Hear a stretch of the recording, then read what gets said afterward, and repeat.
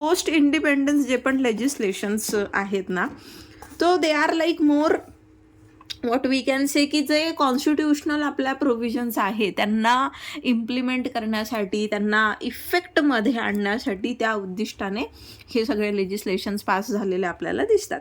So this particular act it it emphasises upon what, याचा object जो आहे तो काय आहे, काय होतं की ज्या कुठल्या फॅक्टरीज होत्या, ज्या कुठल्या इंडस्ट्रीज होत्या आणि तिथे कारण की बेरोजगारी मोठ्या प्रमाणात होती, ठीक आहे. अनएम्प्लॉयमेंट वॉज ॲट पीक आणि अनएम्प्लॉयमेंटमुळे काय होतं की स्पर्धा खूप होती. आज पण आपण तेच बघायला भेटतं ना आपल्याला, म्हणजे एका जागेसाठी जर 100 ॲप्लिकेशन येत असतील, so what we can conclude is, मग तिथे अनएम्प्लॉयमेंट हे जास्त आहे की कमी प्रमाणात आहे? ऑब्वियसली जास्त आहे, है ना. तो same situation was prevailing at that time also.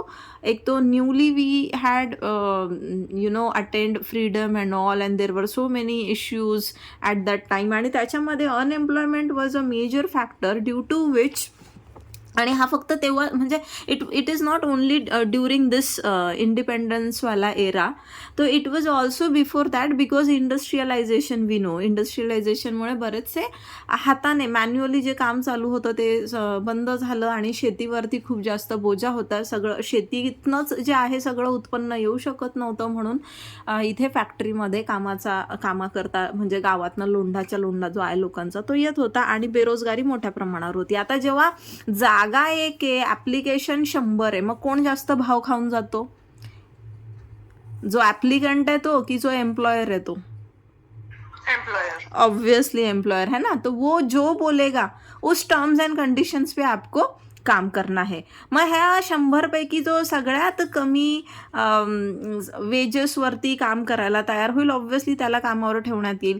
आणि त्यामुळं लोक काय आहे की जे आपल्या सबसिस्टन्स लेवलसाठी जितकं एक रोजगार अपेक्षित आहे किंवा आपल्या basic need, subsistence level is what, की तुम्हाला तुमचा उदरनिर्वाह करण्यासाठी, जगण्यासाठी बेसिकली ज्या तुमच्या मूलभूत गरजा आहेत त्या पूर्ण करण्यासाठी ज्या प्रमाणात तुमचं अर्निंग असायला हवं त्याच्याही पेक्षा खाली जाऊन त्या इतक्या कमी वेजेसवर लोक काम करत होते आणि एम्प्लॉयर जे आहे ते काम करवून घेत होते अशा पद्धतीने, कारण की त्यांना माहीत होतं की आपल्याकडे मार्केटमध्ये भरपूर लोक आहे हे काम करण्यासाठी, बेरोजगारी मोठ्या प्रमाणात आहे.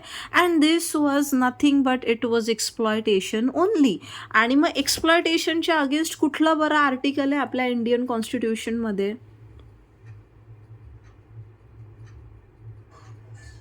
Which article? येस, नाही, 17 it is about untouchability, abolishment of untouchability.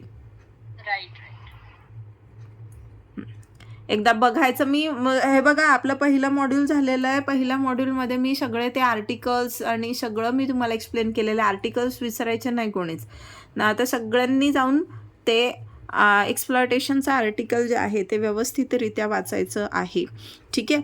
Article 23 काय आहे? आर्टिकल 23 गोविंद? अनटचेबिलिटी 16 आहे का 18 आहे? Forbids any form of exploitation. Untouchability 17 आहे सर.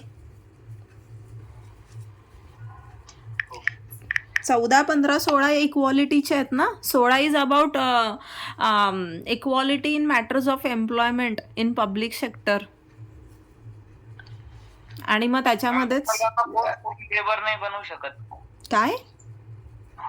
त्याच्या विल व्यतिरिक्त म्हणजे कोणाला फोर्सफुली ना लेबर बनवता नाहीत, रिम्युनरेशन दिलं तरी.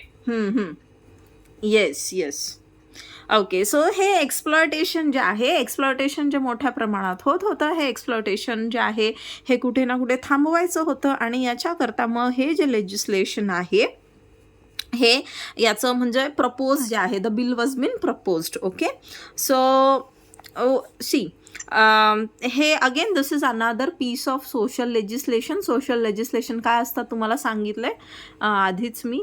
तो there was heavy pressure on agriculture. ठीक आहे.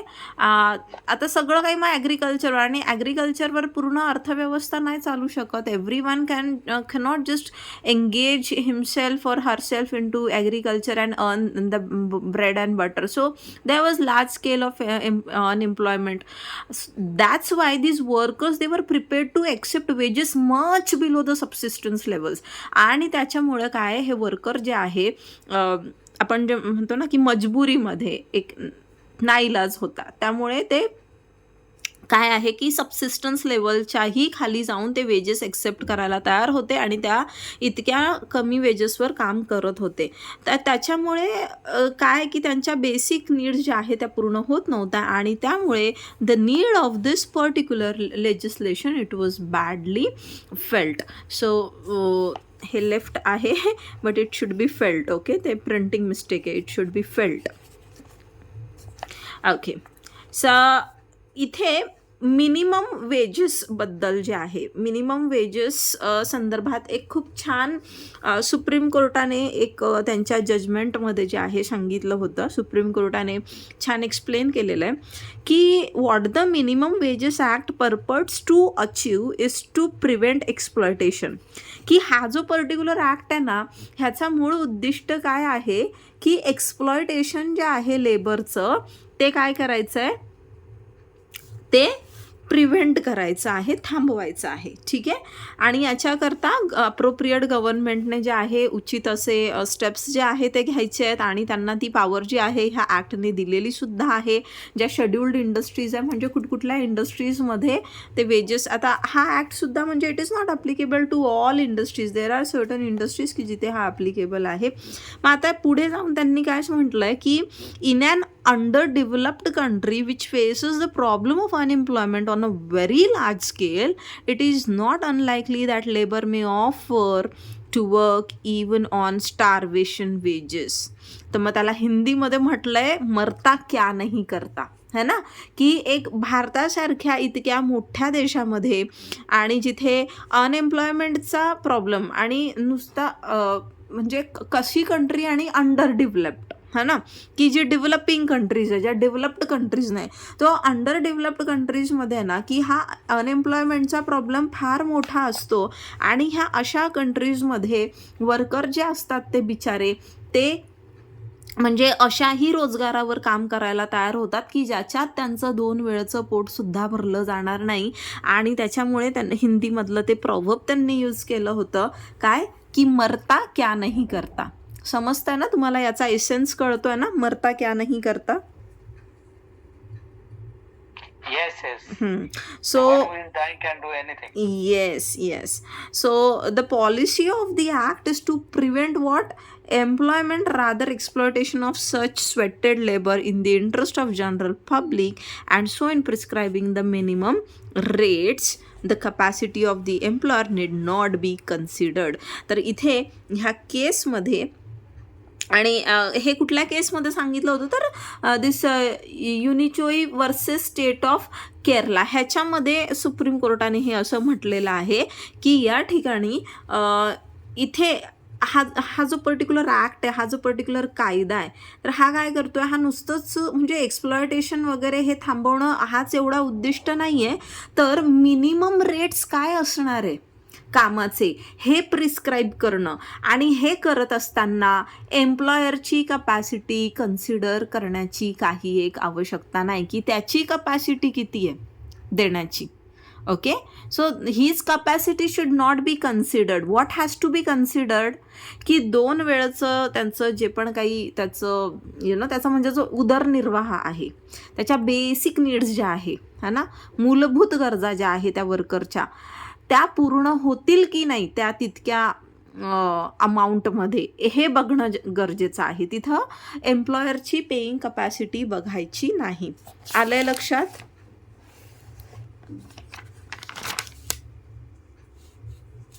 Yes, ma'am. So this you can write in the introduction part. This you can write in the history of the legislation. म्हणजे आतापर्यंत आपण जे पण काही डिस्कस केलं ते सगळं. ना what is the object of this particular act? Statutory minimum wage जे आहे हे फिक्स करणं. काय? मिनिमम वेजेस जे आहे हे फिक्स करणं. कशा करता? To check exploitation of workers in specified employment, की त्यांचं एक्सप्लॉयटेशन तर नाही होते ना, म्हणजे त्यांचं एक्सप्लॉयटेशन नाही व्हावं याच्याकरता काय आहे, त्या वर्करचं एक्सप्लॉयटेशन नाही व्हावं याकरता स्टॅच्युटरी मिनिमम वेजेस जे आहे ते फिक्स करणं. त्यानंतर आता हा कायदा आला 48मध्ये. ठीक आहे, कायदा आला 48मध्ये. मग 48मध्ये जर मिनिमम वेजेस आपण पकडून घेऊ की सपोज दिवसाला त्यावेळेला समजा 20 रुपये पर डे असा जो आहे मिनिमम वेज समजा त्यांनी ठरवलेला असेल. आज 2024 आहे, मग 2024पर्यंत हे 20 रुपयेच राहणार का? Because so it has to be revised. So the object is also this की टाइमली रिव्हिजन जे आहे ह्या वेजेसचं, ह्या मिनिमम वेजेसचं हे व्हायला पाहिजे आणि हे ॲटलिस्ट 5 वर्षातनं एकदा तरी व्हायला पाहिजे. आता ॲटलिस्ट 5 वर्षातनं एकदा म्हटलेलं आहे ह्यांनी. ओके, सो असं काही बंधन नाही आहे की हे 2 वर्षांनी किंवा 3 वर्षांनी नाही रिवाईज होऊ शकत. Seeing the this rate of inflation and all, तर तिथे 2-3 वर्षात सुद्धा रिवाईज होऊ शकतो. आपण आता त्या बाबतीत अगेन वी सी व्हेरी म्हणजे उदासीनताच बघायला भेटते. हे काय असं होत नाही. आता 5 वर्ष मिनिमम सांगितलं, ॲटलिस्ट 5 वर्षातनं एकदा तरी करायचं, तर हे तोच क्रायटेरिया फॉलो करतात. Okay, so in case an employer pays less than the minimum wages fixed by the appropriate government, a summary procedure has been provided to recover the balance with penalty and prosecution of the guilty party. आता जेव्हा minimum wedges prescribe केलेलं आहे, set केलं आहे, fix केलं आहे त्या particular इस्टॅब्लिशमेंटमध्ये, आणि तरी जर तिथल्या एम्प्लॉयरने त्याच्यापेक्षा कमी जर पे केलं त्याच्या एम्प्लॉईला, तर मग त्याच्यासाठी पनिशमेंटची प्रोव्हिजनसुद्धा ह्या ॲक्टने केलेली आहे आणि त्याकरता समरी प्रोसिजर जी आहे ती प्रोव्हाइड केलेली. पेनॉल्टी पण आणि प्रॉसिक्युशनसुद्धा त्या गिल्टी पार्टीचं त्या ठिकाणी होऊ शकतं. पेनॉल्टी पण इम्पोज होऊ शकते किंवा he can be sent to म्हणजे इम्प्रिझनमेंटसुद्धा त्याचं होऊ शकतं. मग ॲप्लिकेबिलिटी काय आहे, ह्या ॲक्टची स्कोप काय आहे, तर होल ऑफ इंडिया आहे. आणि जे जे शेड्युल्ड एम्प्लॉयमेंट आहे, शेड्युल्ड एम्प्लॉयमेंट इज व्हॉट, की हा ॲक्ट कुठे ॲप्लिकेबल असणार आहे, कुठल्या इस्टॅब्लिशमेंटमध्ये, कुठं नेमकं, तर त्याच्यासाठी शेड्यूल दिलेले असतं. आपल्या इंडियन कॉन्स्टिट्यूशनमध्ये कसं शेड्यूल दिलेले आहेत की जे ॲडिशनल मॅटर्स आहे, की जे टेबल फॉर्ममध्ये काही माहिती आहे वगैरे, तर ती शेड्यूलमध्ये टाकण्यात येते, है ना. तर तसंच ॲक्टमध्ये सुद्धा शेड्यूल्स असतात, म्हणजे काही टेबल्स असतात, काही चार्ट्स असतात. तर शेड्युल्ड एम्प्लॉयमेंट म्हणजे काय, त्या शेड्यूल्समध्ये जे जे एम्प्लॉयमेंट दिलेले आहे त्या संदर्भात हा ॲक्ट जो आहे तो ॲप्लिकेबल असणार आहे. मग आता आपल्याला परीक्षेच्या दृष्टीने शेड्यूल्स जे असतात ते वाचण्याची किंवा लक्षात ठेवण्याची गरज असते का, तर अजिबात नाही. आपल्याला शेड्यूल्स कोणीही विचारत नाही, पण तुम्ही तुमच्या ॲडिशनल नॉलेजसाठी काय करू शकतात, हे जे काही शेड्यूल दिलेले असतात हे तुम्ही वाचू शकतात. ठीक आहे, हे बघा इथे वेगवेगळे एम्प्लॉयमेंट त्यांनी दिलेलं आहे. Stone breaking, stone crushing, mica work, public motor transport, gypsum mines वगैरे वगैरे वगैरे. तर so many things. Part 1 part 2मध्ये शेड्यूल तो डिवाइड केलेला आहे. इकडे पार्ट 1 आहे, इकडे पार्ट 2 वगैरे जे आहे ते दिलेलं आहे. But that is not important from your exam point of view, but for your sake of knowledge. फक्त तुम्ही जर तुम्हाला अभ्यास करायचाच असेल प्रॉपरली, तुम्हाला लेबर लॉजमध्ये म्हणजे प्रॅक्टिस वगैरे जी आहे ह्याच्यात करायची असेल, तर you may go on reading. Okay, so या ऑब्जेक्ट हा आहे, स्कोप आहे. आता अप्रोप्रिएट गव्हर्नमेंट काय असतं तुम्हाला माहिती आहे, बाकी सगळ्या काही आपल्याला डेफिनेशनची इथं गरज नाही आहे. ना what we gonna see is की वेजेस म्हणजे काय, बिकॉज द ॲक्ट का नेम इज क्या, the name of this legislation it includes this term wages. मग वेजेस म्हणजे काय हे आपल्याला माहीत असणं गरजेचं आहे. तर मग वेजेस कुठं आपल्याला एक्सप्लेन केलेले आहेत, तो सेक्शन 2 क्लॉज H काय सांगितलं आहे, वेजेस म्हणजे असं सगळं remuneration which is capable of being expressed in terms of money. ठीक आहे, असं सगळ्या प्रकारचं रेम्युनरेशन जे तुम्ही पैशांच्या स्वरूपात काय करू शकतात, एक्सप्रेस करू शकता, मोजू शकता. Which would if in the terms of the contract of employment are expressed or employed were fulfilled be payable to a person employed in respect of his employment or work done in such employment and includes house rent allowance but does not include. आता ह्याच्यामध्ये काय काय नाही आहेत ते पुढे दिलेलं आहे. पण हे काय आहे, वेजेस म्हणजे all remuneration which is capable of being expressed in terms of money. जे तुम्ही पैशाच्या स्वरूपात त्याला एक्सप्रेस करू शकतात. आणि ते पेएबल कधी असणार आहे की जेव्हा तुम्ही जे काही काम त्या तुमच्या कामाच्या कॉन्ट्रॅक्टच्या अंतर्गत जे काही अग्रीमेंट झालेलं आहे एम्प्लॉयर आणि एम्प्लॉईमध्ये, त्या अंतर्गत तुम्ही ते फुलफिल केलं, तुमचं काम पूर्ण केल्यानंतर जे काही पेएबल अमाऊंट असणार आहे दॅट इज वेजेस. आणि त्याच्यामध्ये हाऊस रेंट अलाउन्ससुद्धा जो आहे इन्क्लूड केलेला आहे. पण याच्यामध्ये there are certain things which are not been included. मग ह्याच्यामध्ये काय येत नाही वेजेसमध्ये, but does not include the value of any house accommodation, supply of light, water, medical attendance वगैरे वगैरे. म्हणजे आता आपण पाहिलं होतं बघा की जो कॉन्ट्रॅक्ट लेबर आहे त्याला कॉन्ट्रॅक्टरने काय प्रोव्हाइड करायचं असतं, अल्टरनेटिव्ह अकोमोडेशन, रेस्ट रूम वगैरे वगैरे, कॅन्टीन, अशा सगळ्या गोष्टी आल्या होत्या की ना त्याच्यात, बरोबर. पिण्याच्या पाण्याची सोय फॅक्टरीज ॲक्टमध्ये वगैरे आपण पाहिलं. तर ह्याची व्हॅल्यू म्हणजे अशी प्रत्येक गोष्ट की म्हणजे रेम्युनरेशन म्हटलं ना आपण की जी money in terms of money express करू शकतात तुम्ही, बट ह्याच्यामध्ये the value of these things shall not be included. म्हणजे त्या ठिकाणी तो फॅक्टरी ओनर हे नाही म्हणणार की बाबा रे तुला थंड पाण्याची सोय करतोय ना मी, मग पर पेला तिथं 10 रुपये मला लागत आहेत की पर लिटर म्हणा किंवा पर जे काही असेल तर त्यात ते पण मग तुझ्या मिनिमम वेजेसमध्ये ते पण आलं की सपोज तो त्याला लेट्स से की suppose 100 rupees is the minimum wage. Okay, and that fellow is saying कि okay I have given you accommodation, so उसका भी कट होगा. आई हैव गिवन तुला इथे काय लागलं होतं, काय झालं होतं, मेडिकल अटेंडेंस म्हणजे जो भी फर्स्ट एड बॉक्स रखा है, जो भी कुछ हुआ उसका भी पैसा काट लो. देन पानी लाईट ये सब सारी चीज़ें दी जा रही, उसका भी पैसा काट. मग हे सगळं कट करून तर त्याच्या हातात 50 रुपये जर दिले, मग हे मिनिमम वेजेसच्या खाली जाणार की नाही? ऑफकोर्स है ना. So all this things they are not included. याची जी व्हॅल्यू आहे ही वेजेसमध्ये येणार नाही. त्यानंतर कुठलीही अमेनिटी, कुठलीही सर्व्हिस जी त्या ठिकाणी अजून कुठली प्रोव्हाइड केलेली असेल ती, त्यानंतर any contribution paid by the employer to any PF असेल, पेन्शन फंड असेल किंवा कुठली other scheme of social insurance. आता हे जे PF असतात किंवा तुमचं जे पेन्शन फंड आहे, प्रोव्हिडंट फंड आहे आणि याच्या व्यतिरिक्त ज्या काही इन्शुरन्स वगैरे तुमचे काढले जातात है ना तुमच्या कामाच्या ठिकाणी, तर ते त्याच्यासाठी जे कॉन्ट्रीब्युशन एम्प्लॉयरचं असतं, हे बघा एम्प्लॉईचं असतं काही है ना, तुम्हाला सगळ्यांना माहीत असेल. Certain portion is deducted from your salary and certain contribution is made by the employer. मग जे कॉन्ट्रीब्युशन तो करतोय ना ते सुद्धा वेजेसमध्ये येणार नाही, ते वेजेसमध्ये इन्क्लूड करायचे नाही. जे काही ट्रॅव्हलिंग अलाउन्स जो आहे तुम्हाला देण्यात येतो तो सुद्धा याच्यामध्ये वेजेसमध्ये इन्क्लूड होत नाही, because that is for the travelling purpose ना, दॅट यू आर नॉट, म्हणजे त्याच्यातनं थोडी ना तुम्ही तुमचा घर खर्च चालवतात, तर तो ट्रॅव्हलिंग अलाउन्स आहे.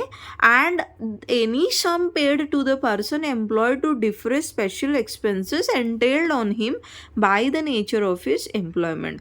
आणि असं कुठला अदर सम म्हणजे कुठलेही असे एक्सपेंडिचर त्या एम्प्लॉई वरती जर झाले असतील due to the nature of work he does. म्हणजे फॉर एक्झाम्पल आपण जर म्हटलं की जर एखाद्या फॅक्टरीमध्ये एखादा पर्सन वेल्डिंगचं काम करतो, मग त्या वेल्डिंगसाठी आपण पाहिलं होतं त्याला काय प्रोव्हाइड करून द्यायचे असतात, तर ते गॉगल्स प्रोव्हाइड करून द्यायचे असतात, बरोबर. मग आता त्याच्या कामाचा नेचरमुळे जर त्याला गॉगल्स जे आहे ते घेऊन द्यायला लागतात, मग इथे तो एम्प्लॉयर जो आहे त्या गॉगल्सचा जो आहे डिडक्शन करेल का त्या अमाऊंटचं, तर नाही. Y? Because of the nature of his employment. अशा पद्धतीचं ते काम करतोय की त्याच्यामुळे त्याच्यावरती जो काही खर्च म्हणजे त्या ठिकाणी होतोय तो कामामुळे होतोय, कामासाठी होतोय. सो तो पण येणार नाही. Any gratuity payable on discharge. तो हे सगळं जे आहे वेजेसमध्ये येणार नाही. कळलंय? या हां. तो आता एम्प्लॉई कोण हे आपण मागे पण पाहिले. तर जो कोणी skilled, unskilled, semi skilled, manual, clerical वगैरे वगैरे ही कामं करतो तो. आता याच्यामध्ये ना आउट वर्कर पण येतो. ओके. आपण मागे पाहिलं, कुठला ॲक्ट पाहिला होता आपण, त्याच्यामध्ये आउट वर्कर नव्हता बघा, है ना.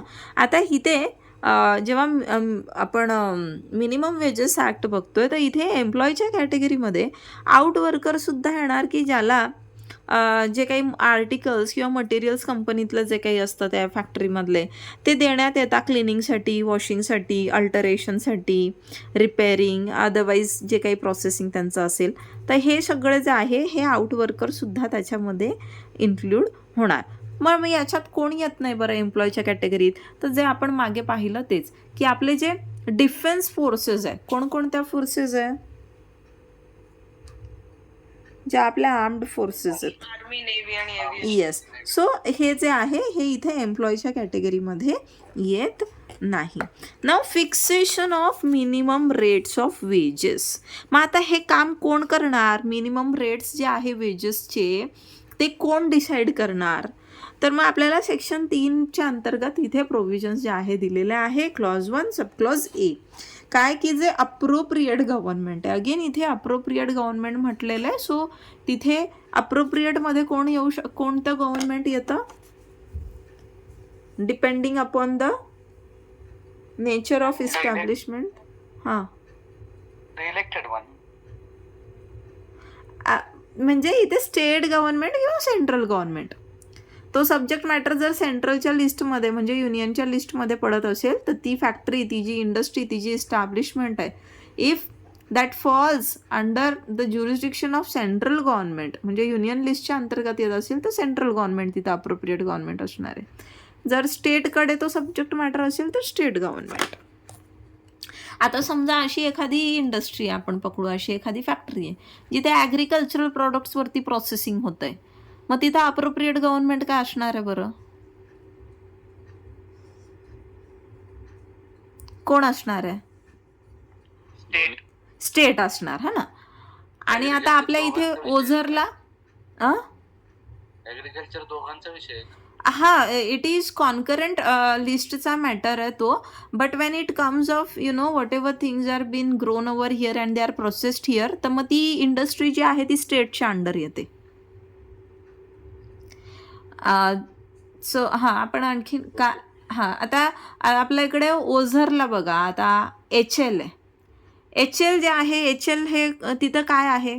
काय होतं तिथे? एरोनॉटिक्स, विमान तयार करतात. येस. मग आता HL जी आहे, आता ही जरी नाशकात आहे, महाराष्ट्रात आहे, पण मग ते HLचं पण त्याचा जो कंट्रोल आहे किंवा तो सब्जेक्ट मॅटर जो आहे तो कोणत्या गव्हर्नमेंटच्या अंतर्गत येतो? Defence ministry, central government. Yes. मग तिथे त्या बाबतीत म्हणजे HLचा जर तो वर्कर असेल मग तिथे central government is the appropriate government. आणि जर आपण अशी एखादी फूड प्रोसेसिंग एखादं युनिट पाहिलं, एखादं फूड प्रोसेसिंग इंडस्ट्री पाहिली तर तिथे अप्रोप्रिएट गव्हर्नमेंट जे आहे स्टेट गव्हर्नमेंट असणार आहे. मग इथं जे अप्रोप्रिएट गव्हर्नमेंट आहे ते मिनिमम रेट्स ऑफ वेजेस जे आहे ते फिक्स करणार. ठीक आहे. जे शेड्यूलमध्ये दिलेलं आहे, तर शेड्यूलमध्ये पार्ट 1 पार्ट 2 दिलेले आहे, तर त्याच्यामध्ये जे जे काही येतं ते सगळे ते फिक्स करणार आणि त्या पद्धतीने ते नोटिफाय करणार. जसं सेक्शन 27मध्ये काही प्रोसिजर दिली आहे त्या पद्धतीने ते नोटिफाय करत असतात.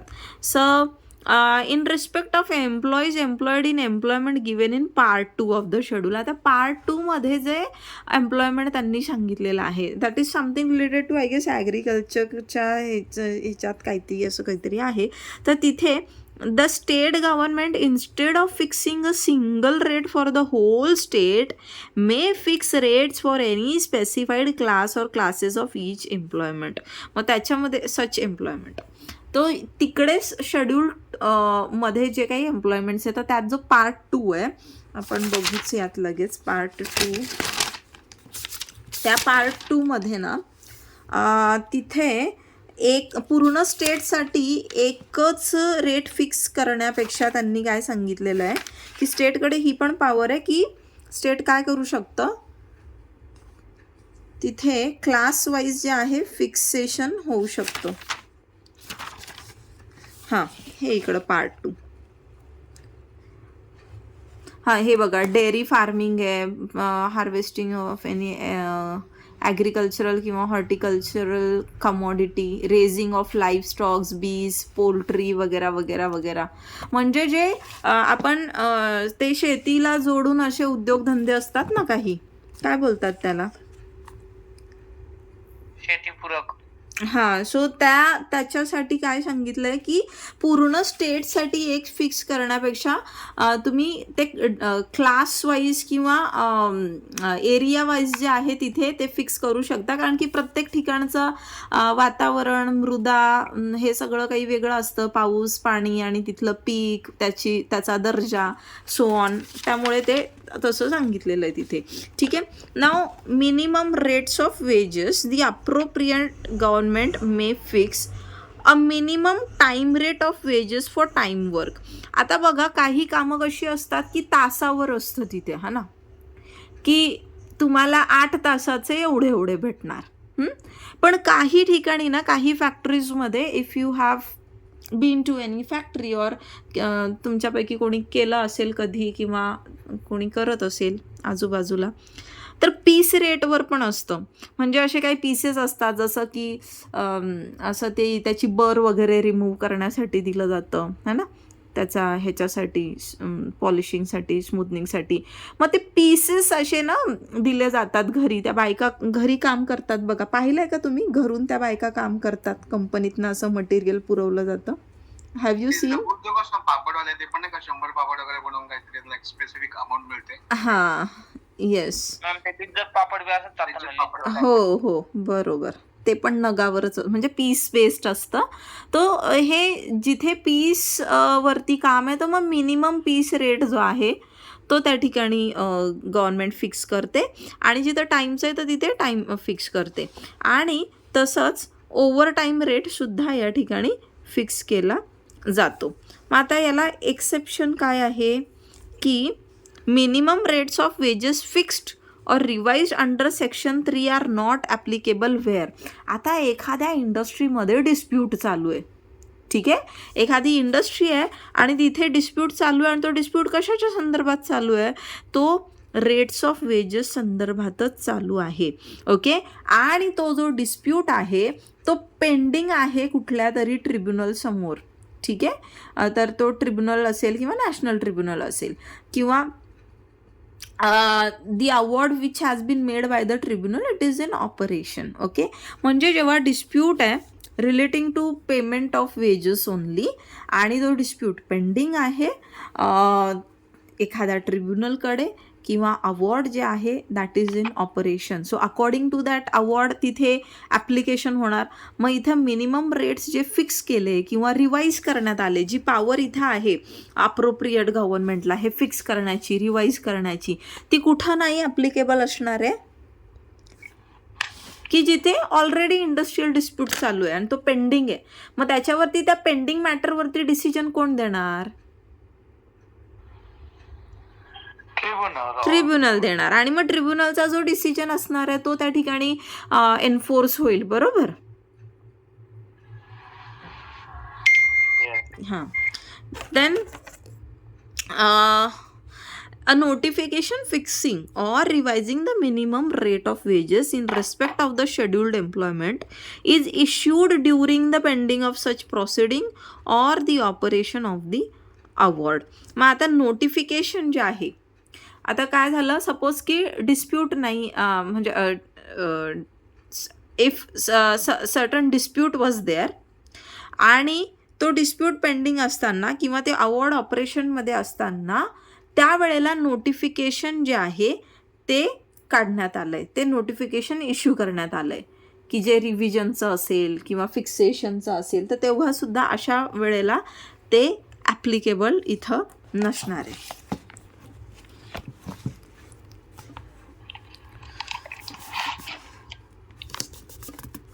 ओके, मग आता one more very important thing which has to be understood here is की इथे ना the state government आहे, it is not bound to fix or revise the rate of minimum wages strictly according to the cost of living index. Therefore, if the cost of living index in a particular locality is not strictly followed while fixing a revise or revising the rates of minimum wages, government is not guilty of breach of a statutory duty. आणि ना हे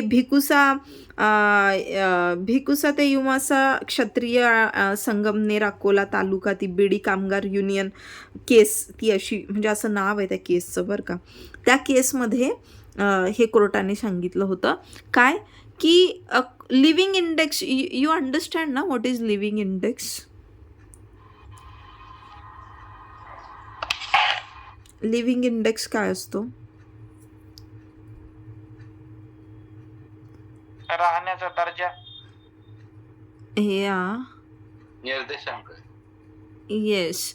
so इथे government जे आहे ना, government bound नाही आहे की ते स्ट्रिक्टली लिव्हिंग इंडेक्स जो आहे त्या त्या पर्टिक्युलर लोकॅलिटीचा तो फॉलो करून, म्हणजे तिथे राहण्यासाठी तुम्हाला किती खर्च येतो आहे, किती काय आहे, तिथली महागाई कशी आहे, किंवा तो ती लोकॅलिटी कशी आहे, अँड अकॉर्डिंगली तुम्हाला किती रेंटमध्ये स्पेंड करायला लागतं आहे, किती कम्यूट करणार, हे सगळं स्ट्रिक्टली फॉलो केलं जाईल स्टेटकडनं असं नाही आहे जेव्हा ते रिवाईज करतात.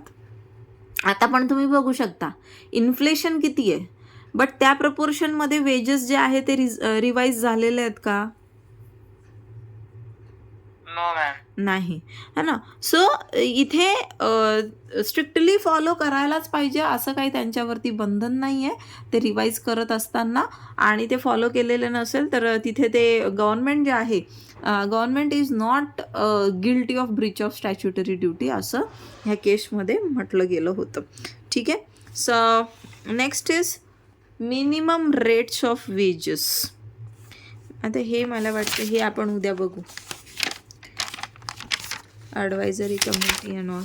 ठीक आहे. हां, हे this part we shall see tomorrow.